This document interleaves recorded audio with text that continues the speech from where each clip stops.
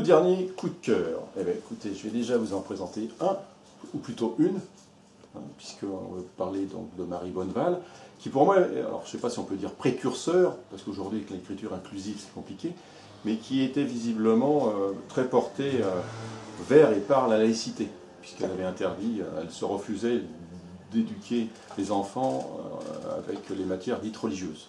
Donc ça c'est dans l'air du temps, bien qu'il y ait la loi de 1905, mais voilà, c'est pour moi quelqu'un qui mérite le respect. Donc ça c'est mon premier. Ensuite, je parlerai de M. Orson Sinelli, écrivain de talent s'il en est, puisqu'il a une façon donc de rédiger ses romans d'une façon telle qu'en règle générale, quand on lit un roman policier ou autre, ou un thriller, on sait qui est le méchant, qui est le gentil.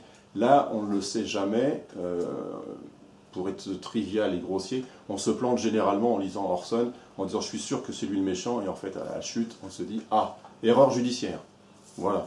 Donc ça c'est à recommander parce que ça se lit très très bien. Ce que les anglo-saxons appellent les page-turners, et ça quand on l'a, on ne le lâche pas.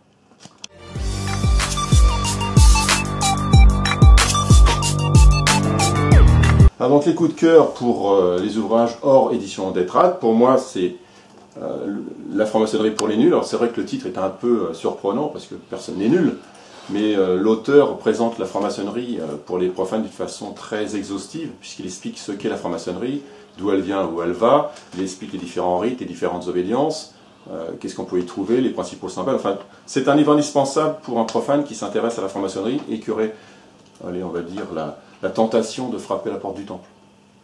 Voilà, ça c'est mon premier coup de cœur. Et là c'est pour des frères, alors c'est toute une collection, c'est Lucien Milot, j'ai découvert. C'est quelqu'un qui a une approche très particulière donc du degré auquel il s'adresse. C'est une approche à la fois philosophique et maçonnique. On sort des sentiers battus où d'habitude on tombe toujours sur le symbole du degré, etc.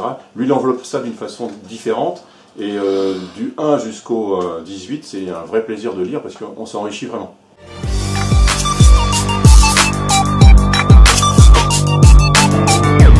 Privilégié des frères du Grand Orient de France est plutôt orienté sociétal, avec un sujet très mode, très tendance, laïcité, ça on a toutes les sauces et il y a une offre pléthorique sur le sujet. Quelques frères du Grand Orient et quelques sœurs travaillent sur le symbolique, mais malheureusement je crois qu'ils sont comme les poissons volants, ils existent mais ce n'est pas la majorité de l'espèce.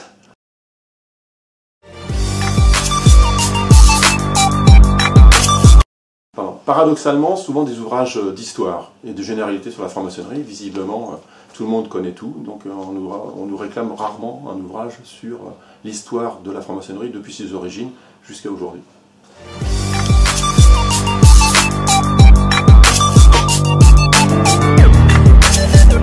Absolument, j'ai deux anecdotes. La première, je l'ai déjà évoquée, c'est une jeune femme au look très versaillaise, donc c'est pas péjoratif, mais pour imaginer un peu le personnage, trentaine d'années, qui rentre et qui me demande un livre, un titre, et je lui réponds que ça relève de la librairie traditionnelle ou généraliste, et elle me dit « Ah bon, mais je suis où? Je suis bien dans une librairie ?» Ben oui madame, mais là vous êtes dans une librairie très spécialisée. Alors spécialisée en quoi? En franc-maçonnerie, et là elle a perdu tous ses moyens, elle était stupéfaite comme on dit, et elle est restée là quoi, et moi j'ai été un peu embêté parce que j'ai dit ça fait un malaise, qu'est-ce que je fais? Et d'un seul coup elle a recouvré ses esprits, elle est sortie, elle s'est signée, donc c'était beau à voir. Et une deuxième anecdote, ça concerne un ouvrage qui s'appelle L'énigme de Jésus-Christ. On m'avait dit cet ouvrage, je n'ai pas pu vérifier la véracité des propos, mais le stock était racheté par le Vatican. Et quand le libraire avait ce livre sur étagère, il était volé. J'ai fait l'expérience, j'en avais commandé 2 exemplaires, ils sont partis livrés mais sans passer par la caisse.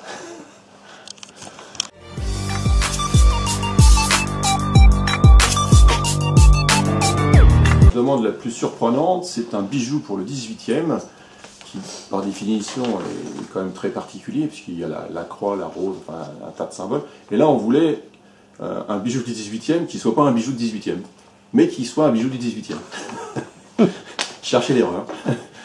Donc malheureusement, j'ai pas pu assouvir la demande de ce frère qui ne voulait absolument pas entendre parler ni de croix, ni de rose, mais qui voulait quand même le bijou du 18.